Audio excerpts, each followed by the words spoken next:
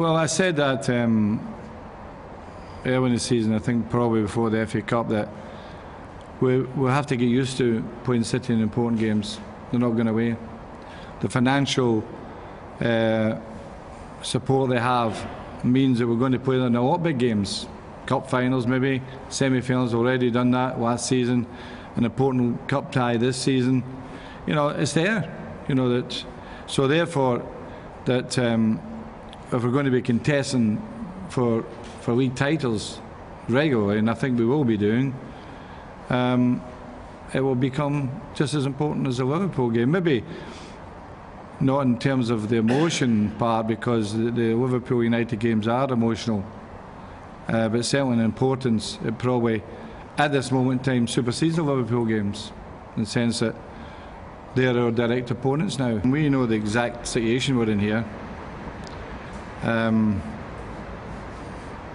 We're in a better position than Man City. That we need two. We can get 2 results. They can only get 1. You know, they have to win. We can draw. We can win. Although, you know that, you know my attitude, and you know the club's attitude. We'll be trying to win. I suppose that when the fixture came out at the beginning of the season, all roads pointed to this game. It was inevitable, maybe. But we are where we are, and it doesn't matter what's happened before. The build-up to the game, whether who's dropped points or who's not dropped points, it really is all down to this game. And it'll be a fantastic atmosphere. All of it lives up to the billing. I don't know how many countries are going to be watching it, but it'll be considerable. And hopefully it is a very good game.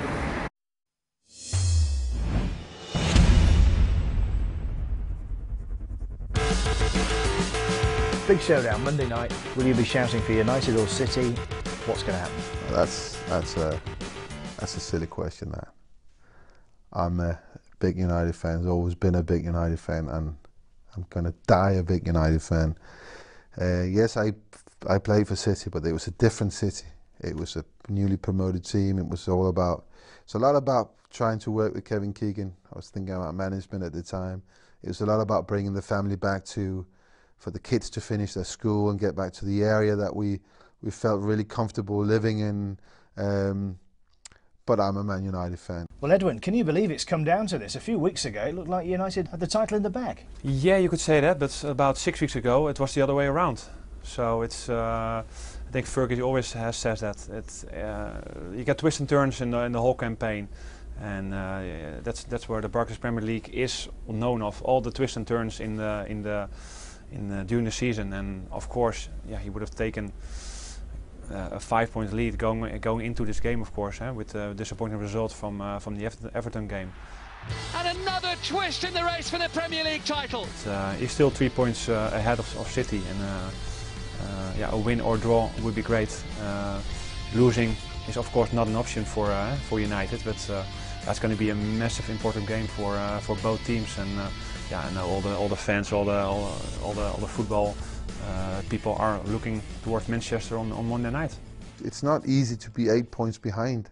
It's not easy to find the motivation and carry on, but they've done that, and they're in a position now, mostly due to some, you know, unexpected results from Man United, the Wigan one, and obviously the Everton game, where, you know, with a win, it'll put them in the driving seat. What is Sir Alex Ferguson like in this run-up? Determined. He's very determined. He's been that all his life, especially when he got challenges ahead of him. And now you got City on the brink of trying to nick the Premier League away from you. So that's it's a new challenge, especially for the last couple of years they've been building up the squad and with great, exciting players and good players. Yeah, let's see what the game brings on Monday night. I have to say that Sir Alex's achievement this year is probably one of his greatest ever.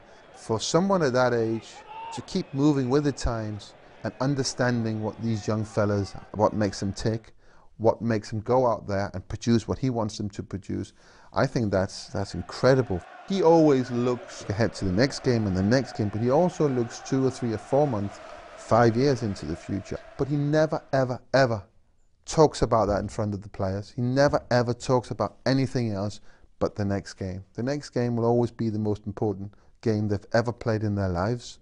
And it doesn't matter if it's Wigan or Everton or Man City. It doesn't matter. It's the most important game you will ever play, because we need 3 points here. And when you can focus your players on just looking at that one job, you know, you're halfway there. David De Gea, is the criticism warranted? He's had some stick. I don't think so. I think it's been really unfair. Go back to before the Community Shield. Already then, they were creating this atmosphere that De Gea was not the right goalkeeper, and he was too small, and he was not good. And the thing was, I've looked at De Gea from his time at Atletico Madrid. I also watched him play when he played the Under-21s European Championships in Denmark. And I knew the guy was well capable. He's different to anything else we've had, but he's capable. He's got a different style, but then again, being a goalkeeper and goalkeeping, it's changing. It's a lot more footwork now. You have to be more a football player. Of course, you still have to save the ball, but at the end of the day, it doesn't matter how you save the ball. There's still a lot of stereotyping out there about goalkeepers. But for me, it doesn't matter how you save the ball, as long as you save it. I experienced myself when I went from Holland. When I was 28, I went to Italy to play for Juventus, and even with my experience already, you come in a different country. It's a new language, new coaching methods, different goalkeeping coach. So it's difficult, but I think they calculated that the initial period is going to be something up and down. You're going to make some mistakes, but I think the way he bounced back after all the criticism from some high balls or some goals he conceded, I think he worked hard with Eric Steele. I know what kind of goalkeeping coach he is.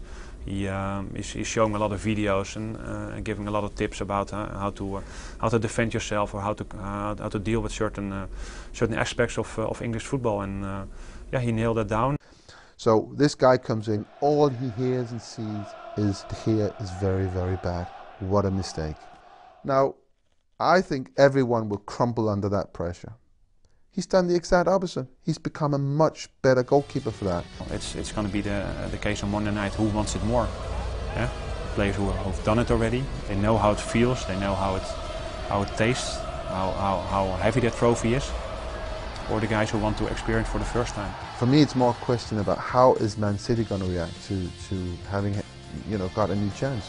But regardless of why, I think it's going to be a great game of football. A month ago we were saying, it's going to be a wonderful title decider at the Etihad at the end of April. It could, or it'll be all over by then. City in many, many ways, Dan, for me, have self-destructed over the last few weeks.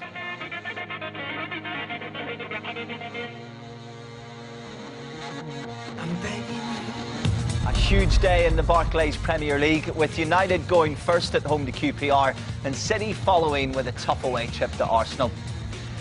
Unless Manchester City now respond at Arsenal, there will be an 8-point gap at the top of the table, and surely a 20th title beckons. We've only 6 games left now, and we're a goal better off now than City. There's still a long way to go, loads of games, and I'm sure there'll be some more ups and downs throughout the season. The referee puts his whistle to his lips, and Manchester City shoulders slump. They know what this result means. Manchester City and Mancini, with 6 games to go, are 8 points adrift. There's no coming back from that. Now, clearly it's difficult to win the title, but we should hope that they can lose some point, 3 point or 4 point, 6 game to the end, 18 points. Never say never. Their first half of the season hasn't been matched by the second, there's no doubt about that. You look across Manchester, they've been there, they've done it, they know how to win. Talk about timing! Wigan have beaten the champions! Wigan Athletic 1, Manchester United 0. Sometimes you get the breaks and sometimes you don't. They talk about the big clubs getting over decisions. Tonight we never got one, so what happens? West Bromwich Albion have been blown away in this second half, but Manchester City might well be back in the title race. Result! You said on Sunday, never say never. What do you say tonight? It's finished. It's finished. Are you sure it's finished? I think that 5 points are too much. It's important that we finish well. our season. Man United were terrible tonight, but what Ferguson is adept at is getting his players back on track. Manchester City, biggest game of the season, Saturday. If they get 3 points on Saturday, they're 2 points behind, and then that makes Aston Villa at home not such an easy game. He may have been tongue-in-cheek about his comments, suggesting Manchester City are out of the title race. No one quite believes that now, Roberto. Whatever you feel on moral grounds about Carlos Tevez, you cannot help appreciate the talent that has produced a hat-trick performance in this game. This title is finished, unfortunately. You really mean that? Yeah. There was only one man going to be the story tonight, and that's Tevez. You have to ask the question, if he was here for the last 3 or 4 months, would the title race already be over? I think it would have been. Let's get straight to a crucial clash at Old Trafford between the champions and the villains, with both sides desperately needing points for very different reasons. You wouldn't say Sir Alex Ferguson looks thrilled, but Manchester United have done enough. Aston Villa second best and well beaten in the end. What was won today was a good performance from our players. We got that. It's just one game less, really. 4 down, 4 to go. It's not looking great for City at the moment. 5 points behind with 5 to play, is it? Well, Manchester City can still win the title, but if you listen to the boss, you wouldn't think so. I think he's saying to the players, listen, you know, if we can get a win and take it to the last game of the season, who knows what's going to happen. Manchester United leave the door ajar to Manchester City in the race for the title. Twice they led by 2 goals, but they couldn't seal the deal on the day. That's why we've thrown away, there's no question about that. It was a bad performance by us in terms of the soft goals they scored. So that means going into City's game away to rock-bottom Wolverhampton Wanderers. The title was technically in both the blue and the red side of Manchester's hands, bizarrely enough. What an extraordinary day. What a turnaround it might be in the title race. Manchester City might have the title in their grasp. It is a day to celebrate if you're a blue Mancunian. Who's favourites now, do you think? United, always. After derby, they have a 2 easy game. Better than us. We've got to get a result at Etihad Stadium now. It's probably the most important derby game in my time anyway. We have to go there now and make sure we perform the right way and not give away silly goals. It's going to be an occasion to relish, isn't it, in every sense? Let's hope so.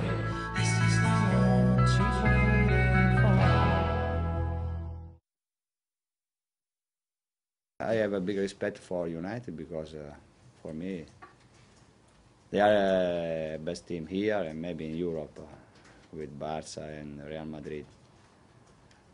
But I think that Monday will be a different game because it will be a derby. They have a fantastic player. They have an incredible spirit. I don't know what can happen Monday. In football, until you don't finish the championship or every game, everything can happen, but it's my opinion always the same. I think that they have more chance than us because we should play a derby Monday and after we should play against Newcastle. That will be a very tough game and after QPR. Instead, United will play against Swansea and Sunderland. I think that for them will be 2 easy game.